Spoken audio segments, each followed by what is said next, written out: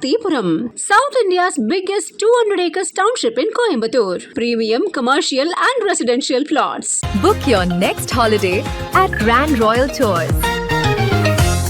VCura Wellness, Advanced Scientific Slimming. No pain, no surgery. Any weight loss, இன்னும் smarter. கன்னியாகுமரியோட Congress பாராளுமன்ற உறுப்பினரான திரு விஜய் வசந்த் அவர்கள் அவருடைய எக்ஸ்பிரஸ் பக்கத்தில் ஒரு பதிவு ஒன்று போட்டிருக்காரு. தமிழுக்கு முதலிடம், தமிழ் அன்னைக்கு முதலிடம், தமிழ் அன்னையின் வணக்கத்திற்கு முதலிடம், மக்களால் தேர்ந்தெடுக்கப்பட்ட ஒரு மாநில செயல்பாட்டு கொண்டிருக்கும் போது மத்திய அரசால் நியமிக்கப்பட்டுள்ள ஆளுநர் தன்னுடைய பதவியை தவறாக பயன்படுத்தி தமிழ் மக்களுடைய நலனை புறக்கணிக்கிறார் அப்படிங்கிறத தன்னுடைய குற்றச்சாட்டா வச்சு ஒரு போஸ்டையும் ஷேர் பண்ணியிருக்காரு. இந்த இதுவே ரெக்கக்னைஸ் பண்ணியிருக்காங்கன்னா அது வந்து நேரில் பெரிய விஷயம் தான் சொல்லுவேன். இப்போ தந்தையோட மறைவுக்கு பிறகு அந்த டைம் பேசினாங்க. ஸோ அந்த குடும்பத்துக்கு தான் நாங்கள் வந்து சில விஷயங்கள் பண்ண வேண்டியது இருக்குங்கிற மாதிரி காங்கிரஸ் சில தலைவர்கள் பேசினாங்க.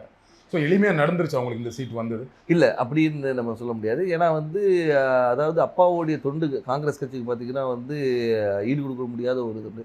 கட்சிக்கு மட்டும் இல்லை, மக்களுக்கும் சரி, சமுதாயத்துக்கும் சரி, அதே மாதிரி வந்து வியாபாரிகளுக்கும் சரி.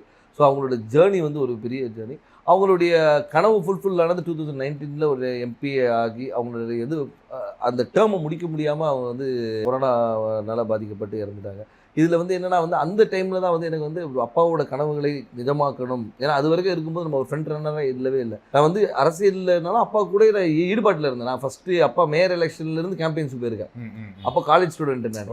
ஸோ அந்த மாதிரி நம்ம பிஹைண்ட் இதில் அப்பா இப்படி பண்ணலாம்ப்பா அப்படி பண்ணலாம்ப்பான்னு கன்னியாகுமரி வரும்போது நாங்கள் ரொம்ப இன்வால்வாக இருந்தோம். ஃபார் எக்ஸாம்பிள் பார்த்தீங்கன்னா வந்து நோவல் டாட்டா அவர்களை பார்த்து வந்து டிசிஎஸை கொண்டு வரணும்னு கேட்டோம். அதே மாதிரி ஒரு ஜப்பான் நிறுவனத்தோட வந்து கடல் சீத்தத்தை எப்படி பண்ணலாம்னு பேசினோம். அப்பா வந்து முயற்சி எடுத்து ஏர்போர்ட்டே வர ஃபீஸிபிலிட்டி இல்லைன்னு சொல்லும்போது ஒரு எக்ஸ்பர்ட்ஸை கூப்பிட்டு வந்து அவங்கள டெல்லி கூப்பிட்டு போய் வாங்கி எஸ் இஸ் ஃபீஸிபிள்னு சொல்லி ஃபஸ்ட் ஃபேஸ் பண்ணி செகண்ட் ஃபேஸும் ஓகே. ஸோ இந்த மாதிரி ஒரு விஷனோட போயிட்டு இருக்கும்போது திடீர்னு மறைந்தவொடனே ஐயோ அது பண்ண வேண்டிய கடமை நம்மளுடைய கடமைன்னு நான் சொல்லுவேன். ஒரு தந்தையை விட்டு போன பணிகளை மகனாக செய்ய வேண்டியது. அது குடும்ப ரீதியாகவும் சரி, வசந்தன் கோவாக இருந்தாலும் சரி, சமூக பணியாக இருந்தாலும் சரி, வந்து இது எனக்கு செய்ய வேண்டிய கடமைன்றது எடுத்து உங்களுக்கு அந்த கடமையை அதை நம்ம பண்ணணுங்கிற ஒரு ஆசையும் கடமையும் இருக்குது. பட் கட்சிக்குள்ளே அதை முழுமையாக ஒத்துக்கிட்டாங்களா? கட்சிக்குள்ளே வந்து முழுமையாக ஒத்துக்கிட்டாங்கன்னா நான் வந்து மறைந்த பின்பு நான் உள்ளே வரல. அதுக்கு முன்னாடி பார்த்து ஏஐசிசி மெம்பராக இருந்திருக்கேன், ஆர்ப்பாட்டங்களில் கலந்துருக்கிறேன், நிகழ்ச்சிகளில் கலந்துருக்கேன். ஏன்னா அப்பா ஃப்ரண்ட் ஹேண்ட் இருந்தாலும் நம்ம தெரியல. நிறைய பேர் கேட்டால் நீங்கள் கட்சியில் என்ன இருந்தீங்க சார், நான் இதில் இருந்த பாருங்க அப்படின்னு ரெஃபரன்ஸ். ஓகே நீ இருந்திருக்கீங்களான்னு ஒரு இது வந்து அப்பா மறைவு பின்பு வந்து நம்ம தெரிஞ்ச உடனே ஒரு லைம் லைட்டில் வந்த மாதிரி. நடுவில் கார்த்தி சிதம்பரம் அவர்கள் கன்னியாகுமரி தொகுதிக்கு வந்து பிரியங்கா காந்திக்கு விருப்ப மனு கொடுத்தாரு இல்லையா? அப்போ எப்படி இருந்துச்சு அது? அப்போ எனக்கு என்ன தோணுச்சுன்னா, ஓகே கட்சிக்குள்ள அதுக்கு முன்னாடியே பேசிட்டு இருந்தாங்க விஜய் வசந்துக்கு தான் தொகுதி கொடுக்க போறாங்க அப்படின்னு பேசிட்டு இருக்கும்போது இந்த ஒரு நிகழ்வு நடந்தது. கட்சிக்குள்ள அப்போ ஒரு சப்போர்ட் இல்லாம இருக்கும் அப்படி இல்லை. அதாவது அதுக்கு தான் பேர் விருப்ப மனுன்னே வச்சிருக்காங்க. அவங்க விருப்பப்படுறவங்கள வந்து இது பண்றது தான் விருப்ப மனு வச்சிருக்காங்க. ஏன்னா வந்து அப்பா போட்டியிடும் போது ராகுல் காந்தி அங்கே போட்டியிடும் சொல்லி விருப்ப மனு கொடுத்தவங்களும் இருக்காங்க. ஸோ அதனால அந்த விருப்பத்தை வந்து ஒரு அகில இந்திய தலைவர் நம்ம தொகுதியில் கன்னியாகுமரி வந்து காங்கிரஸோட கோட்டையாக இருந்த ஒரு இது, காமராஜர், குமரி அனந்தன் இவங்கெல்லாம் வெற்றி பெற்ற ஒரு இது, டென்னிஸ் எல்லாருமே வெற்றி பெற்று ஒரு காங்கிரஸோட இதாக இருந்தனால அந்த ஒரு பலம் இருக்கிறதுனால வந்து பண்ணால் நல்லா இருக்கும்ன்ற ஒரு இது. இப்போ சீட் கொடுத்தாச்சு, எந்த அளவுக்கு நம்பிக்கையா இருக்கீங்க?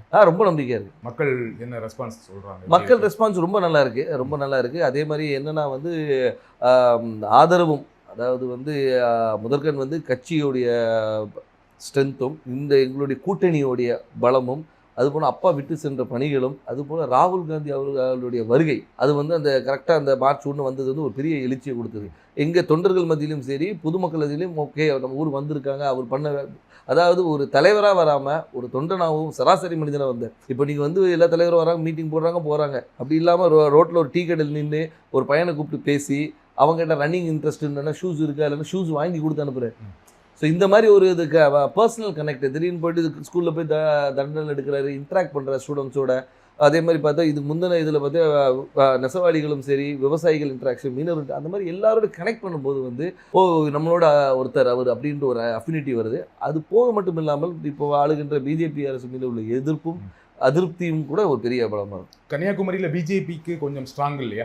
பொன்னார் அவர்கள் ரொம்ப ஸ்ட்ராங்கான கேண்டிடேட் தான் இல்லையா? அதை மறக்க முடியாது. கண்டிப்பாக அதை நம்ம மறுக்க முடியாது. நம்ம வந்து அதாவது பிஜேபி தரப்பில் திரு பொன் ராதாகிருஷ்ணன் அவர்கள் வந்து ஒரு 2 முறை எம்பியாக இருந்தவர் தான், ஒரு பெரிய வேட்பாளர். ஆனாலும் எங்களுடைய கூட்டணி, அதாவது எங்கள் திமுக சார்ந்த கூட்டணி வந்து மிக பலமான கூட்டணி சொல்லலாம். அது வந்து திமுக மட்டும் இல்லாமல் எங்களை சார்ந்து இருந்த மதிமுக, அதுக்கு ஒரு விடுதலை சிறுத்தைகள், அதுக்கு ஒரு முஸ்லீம் லீக், அதுக்கப்புறம் மனிதநேய மக்கள் கட்சி, இது எல்லாமே பார்த்திங்கன்னா வந்து எங்களுடைய ஒவ்வொரு பேஸையும் கவர் பண்ணுது. அதாவது ஒரு முஸ்லீம்ஸ் கவர் பண்ணுறது, திமுகவோட ஸ்ட்ராங் ஹோல்டு, மதிமுகவோட ஸ்ட்ராங் ஹோல்டு, அந்த மாதிரி வந்து எல்லா பாக்கெட்டும் கவர் பண்ணி எங்களோட ஸ்ட்ரென்த்தை வந்து நான் இன்னும் மொபிலைஸ் பண்ணி வச்சுருக்கோம். ஸோ இப்போ பார்த்தீங்கன்னா வந்து இது வந்து எங்களுடைய ஷுவர் ஷாட் விக்ட்ரின்னு சொல்லணும். ஸோ உங்கள் கூட்டணியோட ரொம்ப ஸ்ட்ராங்காக இருக்குது, அந்த கூட்டணியை ஒரு பெரிய வெற்றி தேடித்தரும்னு சொல்கிறீங்க. கண்டிப்பாக திரு வசந்தகுமார் அவர்களுக்கு கன்னியாகுமரி தொகுதி மக்கள் வாக்களித்தாங்க. ஏன் விஜய் வசந்த் அவர்களுக்கு வாக்களிக்கணும்? ஏன் உங்களுக்கு வாக்களிக்கணும்?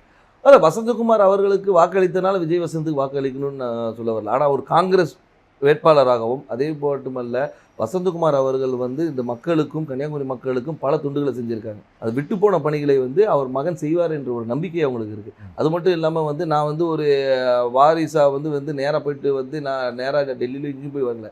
அடுத்த நாளே மக்களை சந்தித்தேன், மக்களோட இருந்தேன், எல்லா நிகழ்ச்சிகளை கலந்து கொண்டு எல்லாரோட நிறை குறைகளை கேட்டுட்ருக்கோம், மக்களாக இருந்தோம். அது ஏன்னா எடுத்தவொன்னே அக்செப்ட் பண்ணிக்க மாட்டாங்க. கேட்குற கேள்விக்கு நான் சொல்கிறேன், அதை அக்செப்ட் பண்ண வைக்கிறதுக்கு நான் ஒர்க் பண்ணேன்.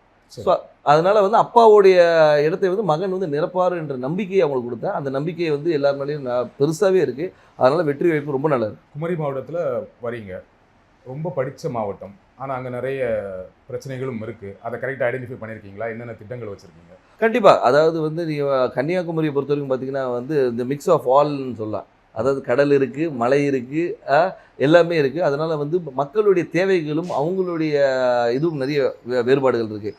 ஒரு பாக்கெட்டையும் நாங்கள் அனலைஸ் பண்ணி வச்சுருக்கோம். அதாவது இந்த மக்களுக்கு இது தேவை, இவங்களுக்கு இது தேவையில்லைன்ற அளவுக்கு அனலைஸ் பண்ணி வச்சுருக்கோம். மக்களுக்கு விரோதமான எந்த ஒரு சட்டத்தையும் கொண்டு வரக்கூடாது என்ற ஒரு முடிவும், மக்களுக்கு எப்போவுமே நன்மை கொடுக்கணுன்ற ஒரு சட்டத்தை கொண்டு வரணும். அவங்க மக்களுடைய வாழ்வாதாரத்தை உயர்த்துகிற அளவுக்கு என்ன செய்யணுமோ அந்த திட்டங்களை கொண்டு வந்து. எனக்கு தெரிஞ்ச வரைக்கும் குமரி மாவட்டத்தில் வாழ்வாதாரம் ஓரளவுக்கு நல்ல வாழ்வாதாரம் இருக்கும். எல்லாமே படித்தவங்களாக இருப்பாங்க, வேலையில் இருப்பாங்க. ஆனால் என்னென்னா அங்கே என்ன வேலை கிடைக்குன்னா, ஒன்று படித்து முடித்தா டீச்சர், பெண்களாக இருந்தால் நர்ஸு, அப்படி இல்லைன்னா இப்போ ஒரு சமீப 10 வருடங்களாக சாஃப்ட்வேர் இன்ஜினியர் நிறைய பேர் வந்து சென்னையில் வேலை பார்க்குறாங்க, ஃபாரின் போவாங்க, கப்பல் போவாங்க, இந்த மாதிரி வேலை செய்வாங்களே தவிர மாவட்டத்துக்குள்ள வேற என்ன வேலை வாய்ப்புனா எதுவுமே பெருசாக கிடையாது. ஃபேக்ட்ரிஸ் கிடையாது, சாஃப்ட்வேர் கம்பெனிஸ் கிடையாது. அப்போ அதற்கான திட்டங்கள் என்ன? அதற்கான திட்டங்கள் நிறைய கொண்டு வர திட்டங்கள் நிறைய இருக்குது. ஏன்னு சொல்லிங்கன்னா வந்து நீங்கள் சொல்கிற ரிக்குவயர்மெண்ட்ஸ் மட்டும் பார்த்தீங்கன்னா வக்கீல்களும் மாதிரி நிறைய இருக்குது, டாக்டர்ஸ் நிறைய இருக்கிறாங்க. நீங்கள் சொன்ன அது நர்ஸ் டாக்டர்ஸ். அது மட்டும் இல்லாமல் வந்து லிட்ரஸி ரேட் அதிகம் இருக்கிறதுனால வந்து இவங்க பல இடங்களில் ஸ்ப்ரெட் பண்ணியிருக்கிறாங்க. ஸோ அது மாதிரி தொழிற்சாலைகளை கொண்டு வரது வந்து ஒரு சில பாக்கெட்டில் கொண்டு வரலாம். நீங்கள் பார்த்தீங்கன்னா தொழிற்சாலைகள் வந்து ஒரு இடத்துல கூட, அதே மாதிரி கடற்புற கதை வந்து டெவலப் பண்ணுறது என்னென்ன கொண்டு வரணும். ஸோ தொழிற்சாலையை கொண்டு வருது. அதனால வந்து ஒவ்வொரு ஊர் இப்போ பார்த்தீங்கன்னா ரப்பர் ஃபேக்ட்ரி இருக்காங்க, ரப்பர் ஃபேக்ட்ரியை வந்து நம்ம டெவலப் பண்ணலாம். ஸோ வந்து அது மாதிரி தொழிற்சாலை நிறைய இருக்குது. அதே மாதிரி வேலைவாய்ப்பு திட்டங்களும் நிறைய கொண்டு வரலாம். நம்ம என்னென்னா நம்ம மக்கள் என்னென்னா இங்கே இருக்கிற மக்கள் எல்லாமே பாதி பேர் வெளியே தான் இருக்கிறாங்க. இப்போ இந்த கொரோனால தான் நமக்கு தெரிஞ்சு பாதி பேர் ஊரில் இருக்கும். இவ்வளோ பேர் வந்து நம்ம ஊரை சார்ந்தவங்க இந்த தமிழ்நாடு முழுக்க இருக்காங்கன்னு தெரிய வந்தது. கார்த்திபுரம், South India's biggest 200 acres township in Coimbatore. Premium commercial and residential plots. Book your next holiday at Grand Royal Tours. VCura Wellness, advanced scientific slimming, no pain, no surgery, any weight loss, இன்னும் smarter.